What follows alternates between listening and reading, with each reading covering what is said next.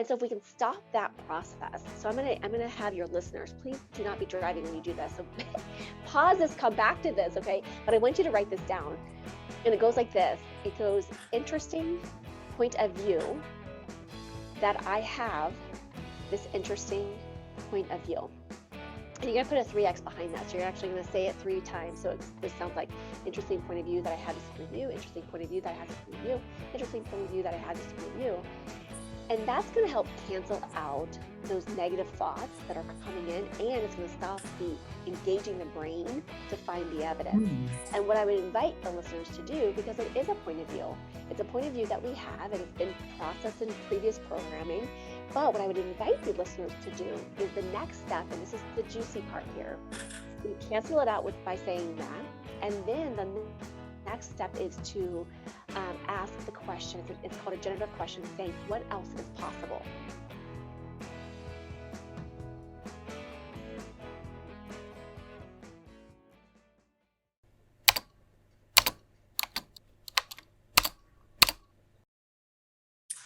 Hello and welcome, everyone. So excited that you are tuning in to the Creatrix podcast.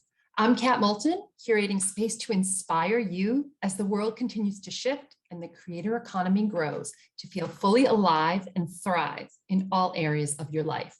Today, I am joined by our newest guest, Teri Karjala. Teri is one of the most sought after transformational life strategists in the mindset and personal development space. Teri has combined her counseling background with energy psychology and applied the principles of quantum physics to transform people's lives by clearing the unconscious blocks that hold us back. She is the founder of Talking with Teri, known for the transformational work with women entrepreneurs to help them catapult their business, to create more clients, more money, more freedom, and most importantly, more impact. Teri, welcome. You are the perfect guest for this podcast. I'm so excited you're here. I'm so excited. This is fantastic. I can't wait to hear what you're creating. Super juicy.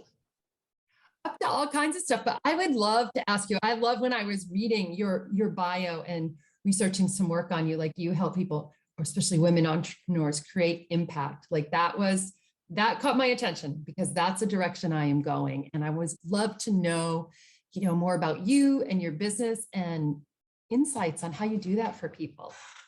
So anywhere you want to start and tell us. That's it's such a loaded question, but yes, I'll just give the audience a few little tidbits of how I got to be where I'm at today. And awesome. Really, I got introduced to the counseling world in a very early age. I was actually a peer counselor in high school, and I had this really profound experience that happened that changed the way I was everything about. It was one of those trajectory changes that was okay, I am set in this motion. So I ended up getting my master's, opening up now what's become a very large counseling practice. It's become owner independent. And as I was, learning more about the human psyche and all of the things that we tend to get ourselves in the way of, I realized that I had more and more people that would owning businesses coming to me and saying, how can you help me? How can we clear this out? And over the time, I learned there was faster ways to clear the blocks. And my brain, some of my training came from understanding the brain and how the brain works. And when we have these limitations or the self-sabotage or, getting stuck in the imposter syndrome or, getting stuck in fear or overwhelm, what happens to the brain and how we've reinforced that over the years, and then tying in the conscious and unconscious blocks that are happening. And so I started finding ways in which I could help individuals clear those blocks out faster so they didn't have to live in that. And then to add to it, I started giving them the tools based in universal laws that could help them create more. And so what I found is I was being attracted to these entrepreneurs and no matter how big your impact is, there might be someone that's I want to have an impact of 50 people, right? And that's what they want to contribute. And that's fantastic. If you think about impacting 50 people, if everybody has, and it's known out there that every person has about 250 people in their, kind of zone of influence, if you will. And so if you think about 50 times the 250 people that they could impact, it's incredible, right? But there are some people out Right. there that we want to have a bigger impact, which is like 500 people or 5,000 people or 500 million, right? And so I just love getting to that place where that person is being seen and heard in the world, because I think that's the biggest challenge that I have seen, is that women start a mission, start on this entrepreneurial path, and then they have all the stories that come up and say that I can't do this, I'm not good enough, I'm not smart enough, I'm not pretty enough, I'm not, determined enough, like whatever Mm, enoughness is not there. yeah. And they get themselves blocked by really having this really incredible impact. And, on the back frame of what's happening in our world right now, like I truly believe more than ever before, feel called to help those individuals so that we can bring in more light and love to this planet. And so the Mm, listeners that are listening here today is like, what is it that that maybe you haven't been tapping into because of that fear, because of what your family would say, or because people would look at you like you have three heads? Like, what is it that in your heart of hearts that you're supposed to be doing and yet maybe haven't taken it to the extent that you could, or even started it, right? Or maybe just taking it right. to that next level.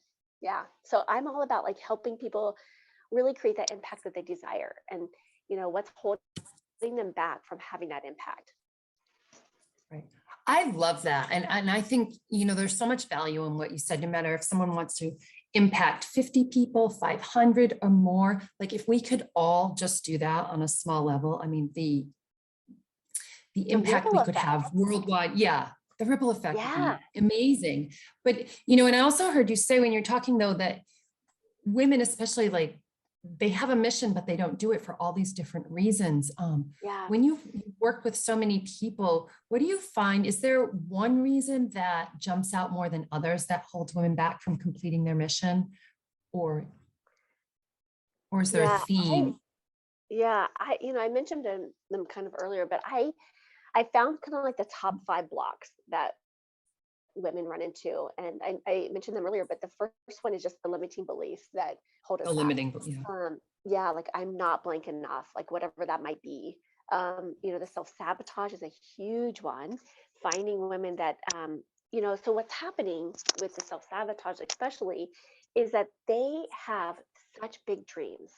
And then they're like, okay, I don't know, quote, the how I'm going to get there. And then that might be a block, because then we start looking for the how. And I'm one of these people that says the how is not up to you. So just that is bigger than the how. Please. So the listeners that are tuning in today, like I'm just going to give you like the biggest weight off your shoulders right now, and to say, the how is not up to you. Okay, we got to put that out there for the universe, God, spirit, angels, whatever you believe in, to take care of. And if we eliminate that piece of it, it's a huge one, right? Mm. Oh But yeah. and what I have done in the past is I've taught, especially because like some of the entrepreneurs that I work with, they've already created successful businesses, but they had this desire to take it further, and they're still blocking themselves. Even if they have $1 million plus business or beyond that. I had an individual I was working with, and she was bringing in $78 billion, and Wow. still felt like she was a worthless human being and had no confidence in the world. And I'm like, wait until we get to play with that. Like, I mean, it's super juicy, That's incredible. but I do think that sabotage really throws in there, because we know in our hearts of hearts that we are meant to do something greater, but yet there's a belief system that's in there that's saying, but who are you? Who are you Mhm. to do this? And so it becomes this like dichotomy that plays out. And if we don't have that in check, right? I mean, we can use, contrast as an advantage, but if that contrast overwhelmingly impacts us in a negative way, it doesn't allow us to create more. And so I think that's a big one. I think another one is the imposter syndrome. And I have Yeah. met women that, whether they're just starting out, they feel like, because they're like, I'm not, we like comparing ourselves to other people. And what we don't realize is that, we're comparing ourselves unfairly to other people, because, we're comparing our beginning to their middle, instead of being like, okay, they've actually been doing this X amount of years longer than I have. Like they had to start somewhere too, right? And so I Hmm. think sometimes we get ourselves in our own way in that capacity, and then just feeling like, who am I, and whether that's starting out entrepreneur or someone that's been in the field for quite some time, they might have that creep up with them. And as soon as that piece is like identified and cleared, it's really transformative to what they can continue to create, because we get back in alignment. We get back into alignment Right. with who we are and what we're here to do. And so once we're back in that alignment, everything kind of falls in easier for us, um, to help support our bigger mission, our bigger vision. And then, like I said earlier, like the fear. I mean, what happened with the pandemic, there was a lot of people living in fear before the pandemic, and then the Oh, pandemic yeah. came around, and like every single person, like it was like a blanket of fear that got put over the entire globe, right? And you had people waking up very early on. You had people that are still like in the fear state. And so that's had a Hmm. huge impact from not only an individual stance, but as from a collective energy. And I Right. actually ended up creating I have two, it's called Tea with Teri on Tuesdays. And I started this group for everyone, because I had a really interesting perspective with the pandemic, because everyone was going into fear and I was choosing not to consciously. I said, Hmm. I lived in fear for so many years of my life that I'm just not going to choose to live in fear with this. And, within 72 hours, I made an instant change on one of the business. The other business was always virtual, so I didn't have to make any changes there. And so I started this group, back in 2020, and it's been continuing to grow and expand. And it's just helping support people that want to be the eagles. There's a great saying that says, "All birds seek shelter in the storm, except for the eagle." Hmm. The eagle is the Love only that. bird that will fly above the storm, and they're aware of the storm. They're not being necessarily brought into the storm, because when we're above the storm, we can have more perspective. We can help more. We can be resourceful. We can be much of a bigger contribution. And so I was like, I gotta find my eagles. And so I started a group just to find people flying above the storm, and how can we support each other in that place and space, and be able to help more people, and help bring people out of the storm and into this greater place with their lives and with their business, because everybody had a direct impact of what that looked like Mhm. for themselves. Right. And then the last one would just be like the overwhelm, like getting stuck in overwhelm. And we have, especially if you're a solopreneur, like, you have 500 hats, and it's hard to like keep all the dishes spinning, when you're in that place. And even if you have a small team, you the responsibility always comes back to you. So how do you play the space of incorporating energy to support you, and being able to continue to take that inspired action and make sure that things are getting done. So it's a nice balancing act that I think is a challenge. Mm, I can appreciate that. It is a balancing act. And I love the 5 things that you shared. Do you find that when you work with people, or before you work with people, are there many that are really willing to go in and identify and clear the blocks, or does fear even hold them back from taking that step?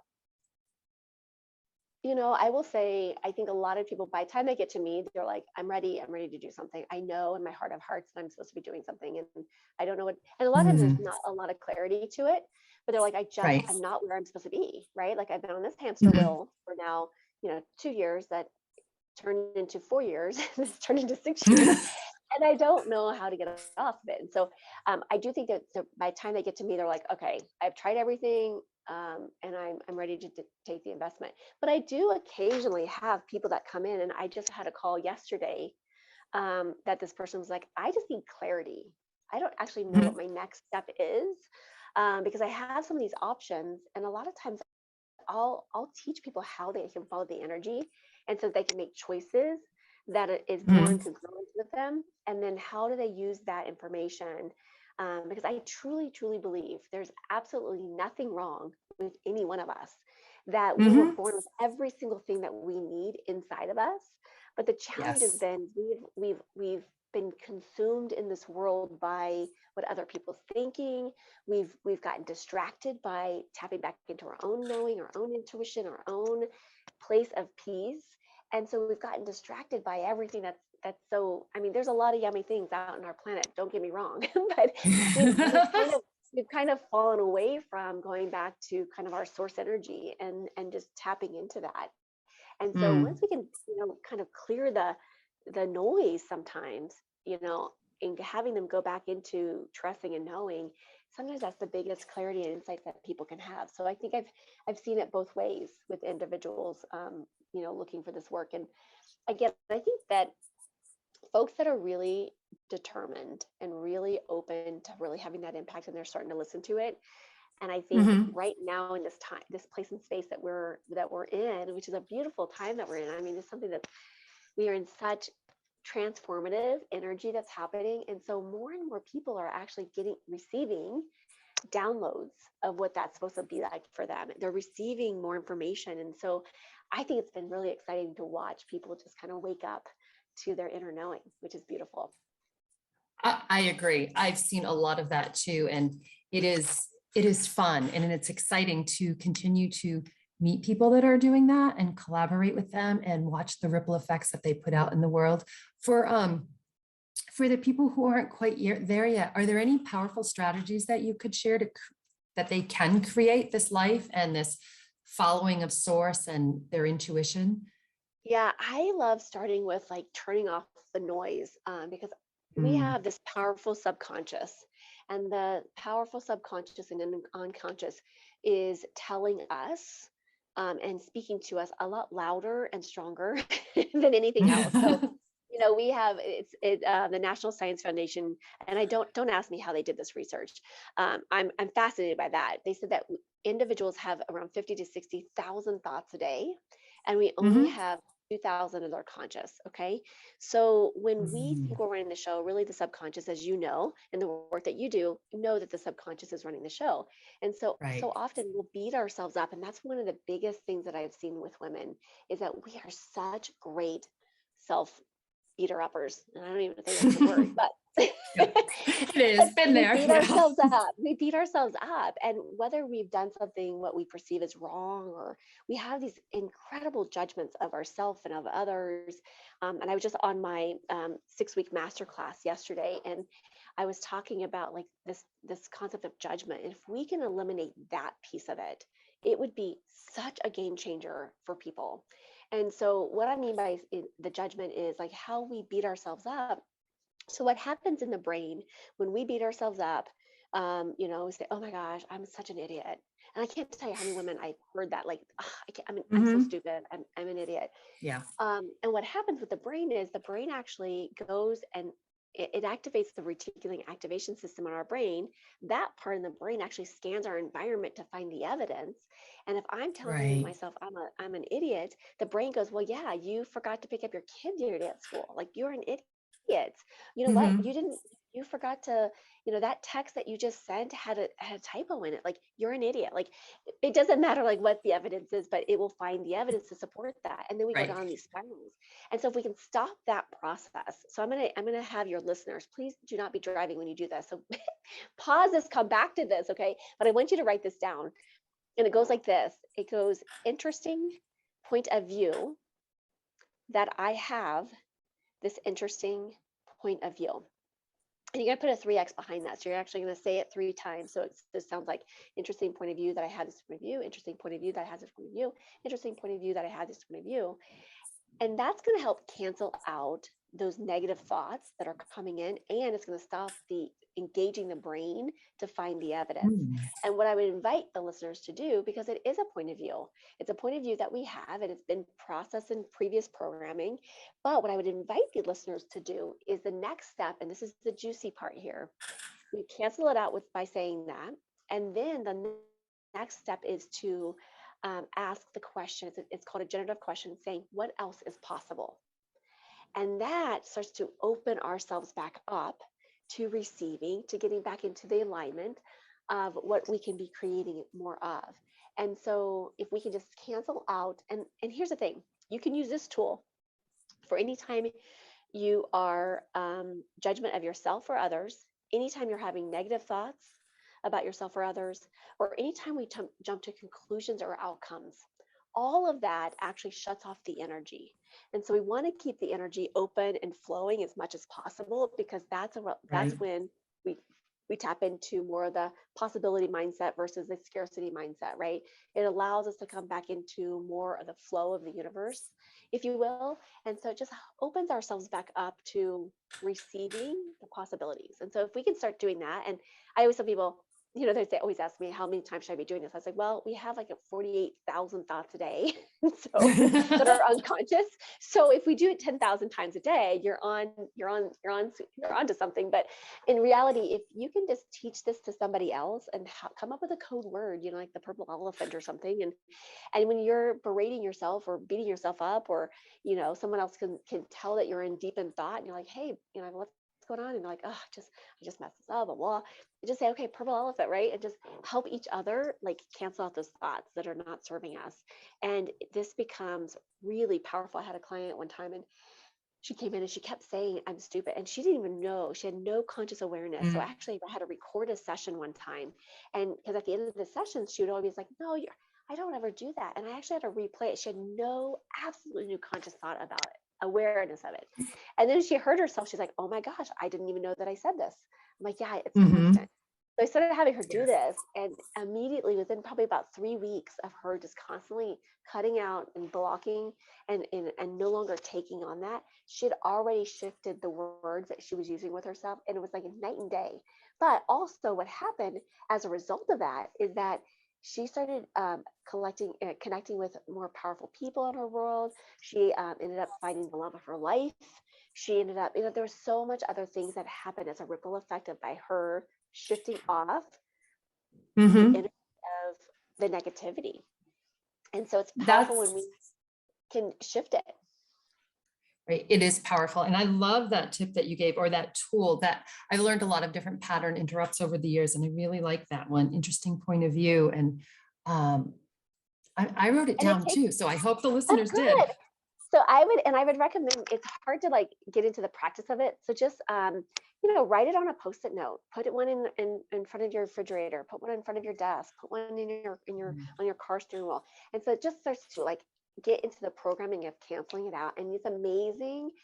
What will happen is, we'll cancel the thoughts out that are not serving us, but 2, it brings about such amazing awareness, and we can actually see ourselves now in this place of like, oh my gosh, now I'm doing this.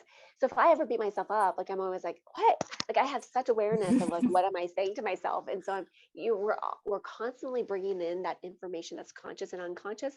I'm sorry, unconscious and subconscious up to the consciousness. And once we have that awareness, then that's when we can shift it.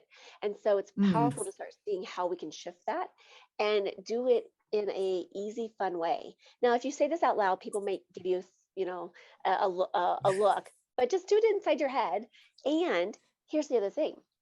If you are in a conversation with somebody else, and maybe they are either poo-pooing your idea, or they're saying, oh, you can't do that, or first of all, I would recommend to limit your time with those folks. But if it just comes up in casual conversation, and or maybe they, maybe they are making judgments about somebody else or whatever. Here's the other thing that you can do is just say, oh, in your head, not out loud, in your head, just say, oh, interesting point of view, that they have that interesting point of view, and do it 3 times to cancel out that, so that you're not taking that on either. Because especially for the empaths that are out there, I love you, and I feel like you guys are like the walking angels on this planet. Okay, everyone loves you, okay, because you like to take on other people's stuff. But if we get in the habit, especially the empaths in this planet, because they are just a magnet of like they're such scrumptious, that if we can say, oh, interesting point of view, that they have that interesting point of view, and cancel it out, then we don't actually take it on ourselves. And it's incredible because a lot of times we'll take on energy from other people, and we don't even know it's impacting us necessarily, until it's too late. And then we're like, wait, I am bogged down. I'm feeling this way, or I'm doing this, or whatever that might be. Yeah, it is so important. I have learned for myself and with people that I work with and just people that I live with, to release the energy of other people, because we take on so much and we do and say things that aren't even ours. And like you said, we're not even conscious of it. So I really love that. And I love the question that you asked after the canceling, like what else is possible? These questions sound so simple, but they're really powerful, to shift our awareness. I learned one years ago that it's like, how does it get better than this? So I want to combine some of these, like, so we open up to how our lives get better and better, and we can create more for ourselves, like you said, and more money, more opportunity, more impact. I And love what you're sharing. Go ahead. And when we use these generative questions, what happens is we're not using an affirmation. Okay, I can go in a little stint about affirmations. Not a fan, Mhm. but when we ask a generative question, what happens is we engage the brain. It's like, why? What else is possible? And the brain goes, I don't know. What is possible? And then the brain Right. gets to go on a field trip, and it gets to go find what else is possible. And it gets to like explore Yeah. options and possibilities. And it's like, oh my goodness. So we're actually giving the brain a job, and the brain Hmm. is super happy that we are giving it a fun job versus like go find the, stuff that makes us feel like we are incompetent human beings, right? When we give the brain a job, it's like, oh, let's go play, let's go create something bigger. The brain goes, okay, I'm on, like, let's do this. So it's a way of, supporting your brain in a really healthy, expansive way. I love that. And it's, yeah, you nailed it. Whatever we put in there, the brain is looking for. So let's keep Mhm. opening it up and putting in good stuff. Do you, when you do this, is most of your work centered then just working with the conscious and unconscious mind to make all the shifts, and then people get their clarity and go off and put what they want in the world? Or do you work with people even longer, like after they get the clarity, to help them Yeah, create? yeah, I love helping them. So I always tell people I do two things. One is like, let's work on clearing the blocks that are holding you back. And the Mhm. second thing is using the tools. And I have some clients that they just, it is for them. We might have worked, 6 months together, and then they're like, I'm good. And then they said, you know what? It's kind of like self-care. It's like, you get a massage once a month or once every 2 weeks. They're like, I want to come and see you once a month. And so it's just like, they're like, we continue taking to the next level and next level, because what I've experienced is that every new level that we go to, there's a new devil. And so it's like, okay, I just hit figure mark. And now I have a client right now that, she's at the 1.5 million. And this year, some of the work that we just done, she just went to 3.4 million. And so she's like, Wow. oh my gosh, now it's okay. So she's like, now her next target is to hit that $5 million mark. And so, and her profit margins are out of way crazy. And I'm like, this is so Mhm. fantastic. But it's really like, additional, support. And so I do help, support people on an ongoing basis too, just to kind of keep them in that place and space, because, I can help turn people into like these amazing triangles, but if they keep surrounding themselves with like the circles of the world, they Mhm. continue to take the energy of that. So we want them to be a strong triangle, right? And like, Mhm. surrounding themselves with other triangles that are doing the same fun, work. And I just through like, and I know that, based on kind of some of the things I saw about you, is that, you truly believe in like this ongoing, like, personal development and education. And I just think it all ties into that as well. I agree. And it does tie in. That's why I was like, I wanted to say mic drop when you said, every new level, there's a new devil. And I'm like, oh my God, it's so true. And that's why this ongoing work matters, right? Because Yes. new stuff I mean, comes we're up. always evolving. We're always, and the things that, may not have been important or relevant to us at the beginning stages become important and relevant to us in the middle stages. And so it's just a different, piece that comes up for us. And, I do think that the things that were, our foundation, if you will, has supported us to get us to where we're at. And oftentimes we want to take the things that worked for us ongoing forward. And there are times in our lives, there's kind of like these checkpoints, if you will. And it's like, okay, dump your baggage. And so it's like, we get to like check our baggage, at every so often on these checkpoints in our life. Mhm. Yeah. And when we're at these checkpoints, do you think that there are like any particular flags that people should be aware of, or times that they really should sit back and reevaluate, or just keep moving through? Do you have any advice around that or I would suggestions? always say that, you know, check in with what we're feeling and experiencing, right? When we are in easy mode, I love teaching people how to live in an easy world. When that becomes a struggle, when that becomes difficult, when that's telling us, and it's like blaring us in the face saying, hey, you're out of alignment, you're out of alignment, you're out of Yeah. alignment. And so when we start to find ourselves putting that square peg in the round hole, that's a really good indicator that Mhm. we are now going into force energy versus in a place of flow energy. And so we're out of alignment versus in alignment. We're pushing versus receiving. And so it's usually a good indicator of like, okay, if it's coming easy to you, you're probably fully in alignment, and you're in alignment with who you are, the energy of receiving and creating and generating. So you're good. But when that indicator starts to go off, it's like, okay, I have my yellow, I might get a yellow indicator, right? Like on your car. But when it Mhm. goes to like the red indicator, we got to make sure that we're taking care of that pretty quickly, So pay attention to those caution signs, if you will, that start to say, this is starting to feel like a push, or this is starting to feel heavy, or this is starting to feel like a chore, you know? Yeah, no, I love that heaviness, that is a great indicator. And it's a great reminder because I think, to circle back, we as women have carried so much weight and heaviness on us, or by Yes. modeling it or our upbringing or for whatever, that we forget about that.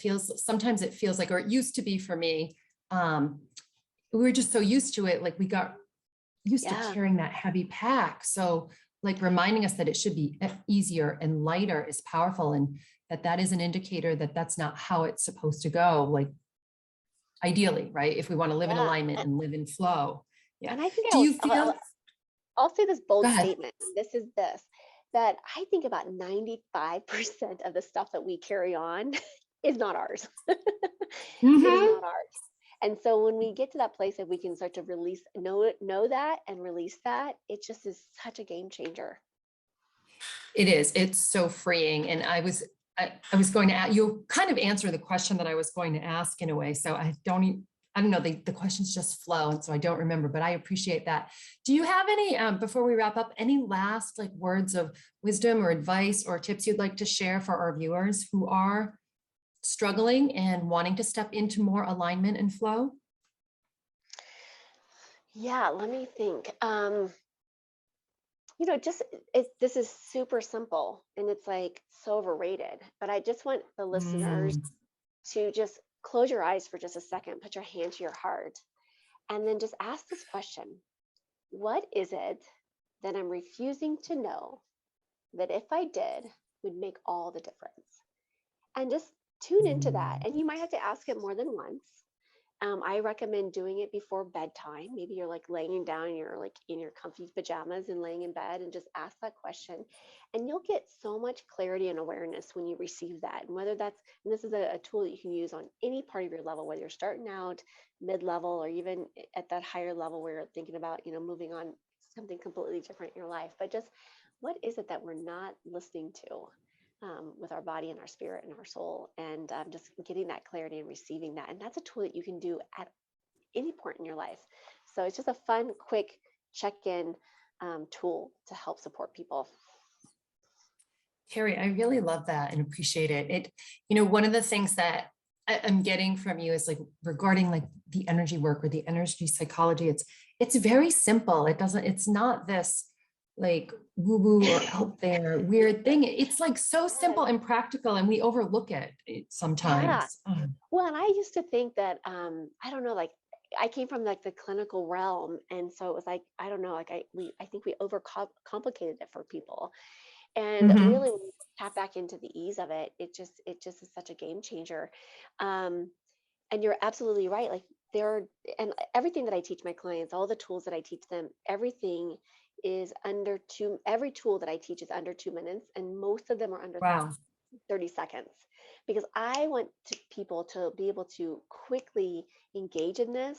And then it becomes Mhm. like, and it's not like just a tool that they use once a week. It's a tool that they use every day, but there are multiple tools that they can use. And then when they want to tap into it, it's like, okay, here it is. I'm actually designing another book that's going to be like a reference book. So it's like, okay, when I go to a networking event, what do I do in this situation? If I'm on a call with a difficult client, what do I do? And if I'm showing up for a speaking event, what do I do? And like, it has like these, and it's in combining energy and saying like, how do you get in your brain in alignment? How do you get your energy in alignment Mm. to connect with that potential prospect? Like all of this is going to be like in a user friendly, like, reference book, but tapping into all those resources and really being intentional with what we're creating. I can't wait for that book to come out. Do let I me know, know. right? Be back to I talk really, about I'm speaking it because I'm like, I gotta get this thing done. This is one of my targets this year is to get this done. So yes. Cool. Well, it's true. Like every word we say is like a prayer or a way to Mhm. create. So having you speak that out loud and I to many know. listeners, Yes, powerful, I powerful know. So stuff. it's 99, it's probably about 95% done. So it's just a matter of like templating it at this point. So it's almost done. It's Awesome. just it's right there, but I just gotta, finish the follow through is the key, right? Right. So I love that and I appreciate that. So while people are waiting for the book to come out, can you share where they can find you in the meantime before we Yes, they wrap can up? hop over to my website. I have lots of yummy goodies over there. So it's Talking with Teri. That's TERI.com. So Talking with Teri. You can find me on all the social media stuff. You can hop on our free webinar that we have going on. I have a whole bunch Mm. of products and tools that help you on your journey, including books, journals, inspirational card decks, and also an evidence journal. So you can always pop over there and grab some resources that can support you on this journey. Teri, that's awesome. Thank you. I really, really appreciate your time and your energy today and all the tips and tools that you've left for myself and the listeners. Would love to have you back or follow you around. So if people Yeah. who are listening, like what you heard on this episode and got something out of the conversation with Teri, show her some love, visit her website, follow her social media. All the links will be in the show notes, and we look forward to connecting with you again next time. So may you tap into what makes you feel fully alive and take that deliberate, inspired action to create. Thank you for being with us here today.